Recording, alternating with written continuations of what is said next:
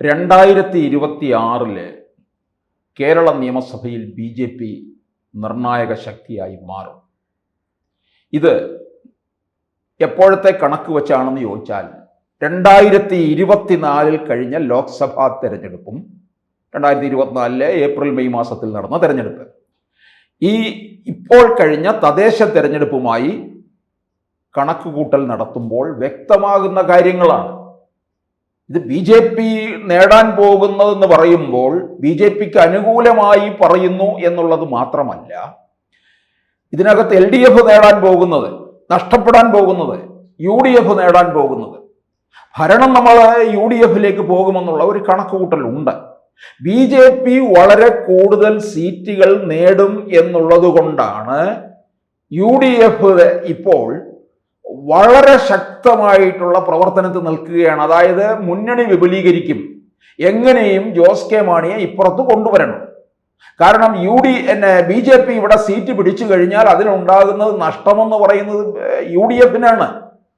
എവിടെ BJPയുടെ വിജയം ഉണ്ടാകുന്നു അത് UDFിന് ഉണ്ടാകുന്ന നഷ്ടമാണ്. അത് തിരുവനന്തപുരം കോർപ്പറേഷനിലേതും എടുത്തു നോക്കിക്കഴിഞ്ഞാൽ അതാണ് സംഭവിച്ചിരിക്കുന്നത്. പലയിടങ്ങളിലും UDF 3ാം സ്ഥാനത്തേക്കാണ് പോയിരിക്കുന്നത്, നാണം കെട്ട തോൽവിയിലേക്കാണ് പോയിരിക്കുന്നത്. ഒരു ഭരണവിരുദ്ധ വികാരം ഉള്ളത് കൊണ്ട് മാത്രമാണ് തിരുവനന്തപുരം കോർപ്പറേഷനിൽ 10 സീറ്റിൽ നിന്ന് 19 സീറ്റിലേക്ക് പോയത്. ഇനി പഴയ 2024 ലോക്സഭാ കണക്കനുസരിച്ച് BJPയുടെ കണക്ക് കൂട്ടല് 9 ഇടങ്ങളിൽ 1ാം സ്ഥാനം, 11 ഇടങ്ങളിൽ 2ാം സ്ഥാനം, അങ്ങനെ വരുമ്പോൾ 20 ഇടം. അതായത് 2ാം സ്ഥാനത്ത് വന്നിരിക്കുന്നത് 1ാം സ്ഥാനവുമായിട്ട് വലിയ വ്യത്യാസമൊന്നുമില്ല, ഒപ്പത്തിനൊപ്പം നിൽക്കുകയാണ്.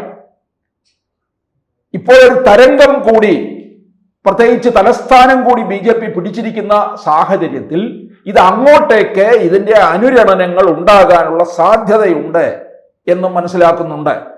അങ്ങനെയാണെന്നുണ്ടെങ്കിൽ തിരുവനന്തപുരം ജില്ലയിൽ തന്നെ നമ്മൾ നോക്കിയാൽ തിരുവനന്തപുരം കോർപ്പറേഷനിൽ വരുന്ന 4 നിയമസഭാ മണ്ഡലങ്ങൾ, തിരുവനന്തപുരം സെൻട്രൽ, കഴക്കൂട്ടം, നേമം, വട്ടിയൂർക്കാവ്. ഇതിൽ തിരുവനന്തപുരം സെൻട്രലില് BJPയും LDFും ഒപ്പത്തിനൊപ്പം നിൽക്കുകയാണ്. ഇവിടെ ഇവർക്കൊരു പതർച്ച LDFിന് ഉണ്ടാകും. നിയമസഭാ തെരഞ്ഞെടുപ്പില് അവിടെ BJPക്ക് നേടിയെടുക്കാൻ കഴിയും. അത്രയും മികച്ച സ്ഥാനാർത്ഥികളെ കൂടി അങ്ങോട്ടേക്ക് നിർത്തണം. ഇനിയും വട്ടിയൂർക്കാവില് ഏതാണ്ട് നല്ല പങ്ക് വാർഡുകളും BJPക്ക് അനുകൂലമായിട്ടാണ് വന്നിരിക്കുന്നത്. കഴക്കൂട്ടം നിയമസഭാ മണ്ഡലത്തിൽ വരുന്ന കോർപ്പറേഷൻ വാർഡുകൾ തന്നെയാണ് BJPയെ തിരുവനന്തപുരം കോർപ്പറേഷൻ നേടുന്നതിൽ സഹായിച്ചത്. അപ്പോൾ കഴക്കൂട്ടം ഇവർക്ക് നേടിയെടുക്കാവുന്നതാണ്.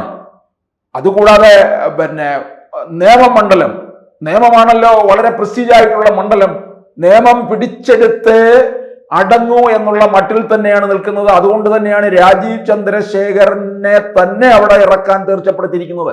അത് രാജീവ് ചന്ദ്രശേഖർ തന്നെ സ്വയം പ്രഖ്യാപിക്കുകയും ചെയ്തു.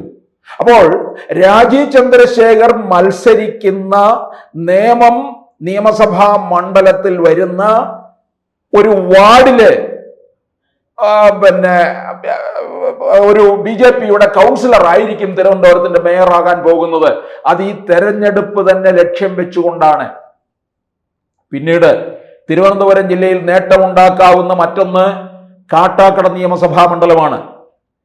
അവിടെ നേരത്തെ തന്നെ 2ാം സ്ഥാനത്ത് നിൽക്കുകയാണ് നിയമസഭാ തെരഞ്ഞെടുപ്പില്. ലോക്സഭാ തെരഞ്ഞെടുപ്പിൽ ആറ്റിങ്ങൽ പാർലമെന്റ് മണ്ഡലത്തിൽ വരുന്നതാണ്. 1ാം സ്ഥാനത്താണ് അവിടെ BJP നിൽക്കുന്നത്. നിയമസഭാ മണ്ഡലത്തിൽ കാട്ടാക്കടയിൽ നിന്ന് PK കൃഷ്ണദാസ് ആണ് മത്സരിച്ചുകൊണ്ടിരുന്നത്. PK കൃഷ്ണദാസ് തന്നെ അവിടെ മത്സരിക്കുകയും ചെയ്യും. അദ്ദേഹം ആ മണ്ഡലം കേന്ദ്രീകരിച്ചുകൊണ്ടുള്ള പ്രവർത്തനമാണ് നടത്തുന്നത്.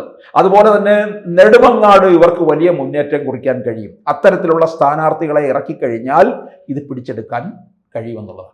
തിരുവനന്തപുരം ജില്ലയിൽ എങ്ങനെ കണക്ക് കൂട്ടിക്കഴിഞ്ഞാലും ഉറപ്പായും നേടാൻ കഴിയുന്നതാണ്. ഒരു 5 സീറ്റ് ഇവർക്ക് ഉറപ്പാക്കാൻ കഴിയും. പിന്നെ അതുപോലെ നമ്മൾ കൊല്ലം ജില്ലയിൽ ചാത്തന്നൂർ വളരെ മുന്നേ തന്നെ BJP 2ാം സ്ഥാനത്ത് നിൽക്കുകയാണ്. 2ാം സ്ഥാനം എന്ന് പറഞ്ഞാൽ ജയിച്ചു വന്നിരിക്കുന്ന CPIയുടേതാണ് അവിടെ സിറ്റിംഗ്. അവിടെ അവരോടൊപ്പം തന്നെ നിൽക്കുകയാണ്. പിന്നീട് നമ്മൾ തൊട്ടടുത്ത കൊല്ലത്തും മുന്നേറ്റം ഉണ്ടാക്കിയിട്ടുണ്ട് ജില്ലയിലെമ്പാടും. ആലപ്പുഴ ജില്ലയിലേക്ക് കടന്നു കഴിഞ്ഞാൽ ആലപ്പുഴയിൽ കായംകുളത്ത് ശോഭാ സുരേന്ദ്രനെ നിർത്തും എന്നാണ് അറിയാൻ കഴിഞ്ഞിട്ടുള്ളത്. ആലപ്പുഴ ജില്ലയിൽ നിന്ന് ഒരു 2 സീറ്റെങ്കിലും ഇവർക്ക് നേടിയെടുക്കാൻ കഴിയുമെന്നുള്ളത് ഉറപ്പാണ്. കാരണം ശോഭാ സുരേന്ദ്രൻ 2024 ലോക്സഭാ തിരഞ്ഞെടുപ്പിൽ മികച്ച പ്രകടനം കാഴ്ചവെച്ചു.